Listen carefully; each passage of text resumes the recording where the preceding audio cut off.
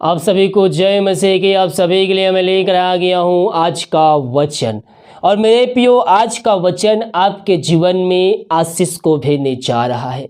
यिर्मयाह 29 के हम 11 पद से जब हम उसके 13 पद को देखेंगे तो परमेश्वर का वचन हमसे यहाँ बातें करता है। मेरे प्रियो, सीधे और साफ तौर पर हमसे बातें करता है। यह वचन कहता है, क्योंकि यहोवा की यह वाणी है कि जो कल्पनाएं मैं तुम्हारे विषय में करता हूं उसे मैं जानता हूं, वे हानि की नहीं वरन कुशल की है, और अंत में तुम्हारी आशा पूरी करूंगा।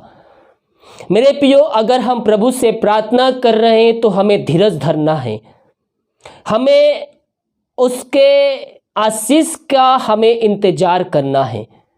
बहुत से लोग प्रार्थना करते हैं लेकिन प्रार्थना का उत्तर नहीं मिलता है तो निराश हो जाते हैं, हताश और उदास हो जाते हैं और प्रभु के विरुद्ध में हो जाते हैं। मैं अक्सर कहता हूँ, मेरे प्रार्थना का उत्तर नहीं मिल रहा है तो आपको परमेश्वर के विरुद्ध में नहीं जाना है, उससे प्रार्थना करना है और अपने आप को जांचना है कि मेरे अंदर क्या कमी है जो मेरे प्रार्थना का उत्तर मिलने में इतनी देरी हो रही है।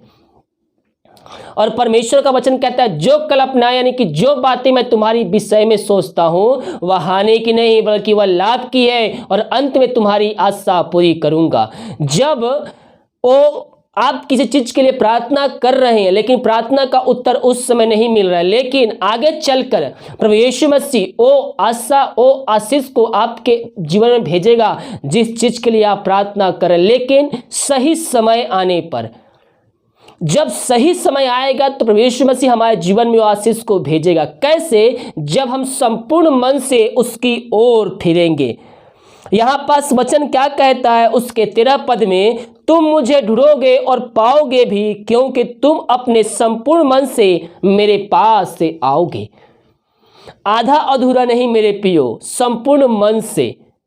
जब हम संपूर्ण मन से उसके पास आएंगे, उसकी ओर फिरेंगे, उसके वचनों पे चलेंगे। संपूर्ण मन से आने का मतलब यह है कि आपको मसीह में नया सृष्टि बनना होगा। पुरानी बातें बीत गई, देखो सब कुछ नया हो गया है। मसीह में हमारा चाल चलन मसीह के जैसा होना चाहिए। हालेलुया। क्योंकि पुरानी बातें बीत गई, जो कुछ आप पहले करते थे उन सारे पापों के लिए आपने प्रभु यीशु मसीह से माफी मांग लिया है। तो अब आपका स्वभाव कैसा होना चाहिए? अब आपका स्वभाव मसीह यीशु के जैसा होना चाहिए। आपके बोलने चालने से मसीह का स्वभाव झलकना चाहिए। हालेलुया। इसलिए जब हम प्रभु यीशु मसीह के पास आए तो संपूर्ण मन से आए। यह वचन कहता है, तुम मुझे ढूंढोगे और पाओगे भी, क्योंकि तुम अपने संपूर्ण मन से मेरे पास आओगे। अगर हमें उसको प्राप्त करना है, अगर हमें प्रभु की आशीषें चाहिए, अगर हमें उसको अपने हृदय में बसाना है तो हमें उसके वचनों पे चलना होगा, उसकी आज्ञाओं को पालन करना होगा और संपूर्ण मन से हमें उसकी ओर फिरना होगा और हमें उससे प्रार्थना करना होगा। हालेलुया। 12 पद में लिखा है, तब उस समय तुम मुझको पुकारोगे और आकर मुझसे प्रार्थना करोगे और मैं तुम्हारी सुनूंगा। बहुत से कहते हैं भाई बहन, प्रार्थना का उत्तर परमेश्वर हमें नहीं दे रहा, वो हमारी नहीं सुन रहा है। जब आप संपूर्ण मन से उसकी ओर फिरेंगे मेरे प्रियो, तो आपकी प्रार्थना को सुनेगा और प्रार्थना का उत्तर भी आपको देगा। संपूर्ण मन से, सच्चे मन से परमेश्वर की ओर आपको फिरना है। वो हमारा परमेश्वर है, वो हमारे हृदय की बातों को जानता है। जो आप बोले भी नहीं रहेंगे, केवल आप सोचेंगे ही, सोचने के शुरू ही करेंगे, उससे पहले वो बातें उसके पास पहुंच जाएगी।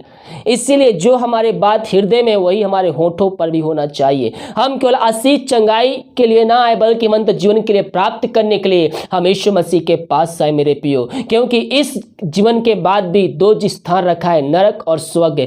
हमें अपने आप को ऐसा बनाना है, ऐसा तैयार करना है कि हमें जब यीशु मसीह बादलों पर आए तो हम उसके साथ जाने का योग्य ठहर सके। हालेलुया। हमें अपने आप को जांचने की आवश्यकता है कि हमारे अंदर ऐसा कौन सा बात है जो परमेश्वर के विरुद्ध में पाई जा रही है। यह वचन क्या कहता है, तब उस समय तुम मुझको पुकारोगे और आकर मुझसे प्रार्थना करोगे और मैं तुम्हारी सुनूंगा।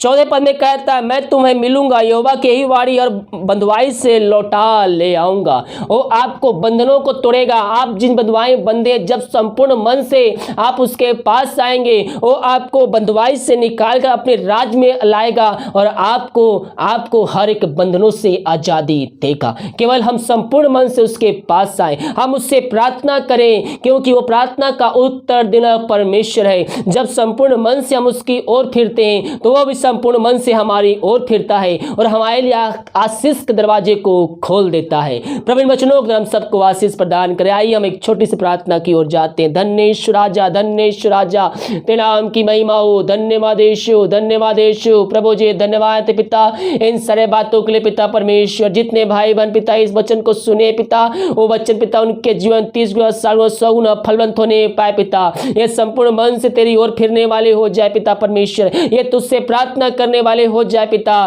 प्रभु जी जो भी समस्याओं में घिरे हुए तेरे नाम से हम छुटकारे की घोषणा करते हैं। हर एक बंद रास्ते यीशु मसीह के नाम में खुलने पाए से गड़े।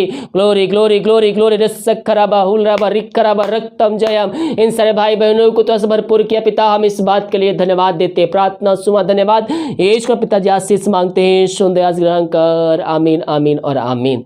हालेलुया। विश्वास के साथ प्रार्थना कीजिए, संपूर्ण मन से उसकी ओर आइए। प्रभु हमारे जीवन में आशीष को भेजने के लिए तैयार है।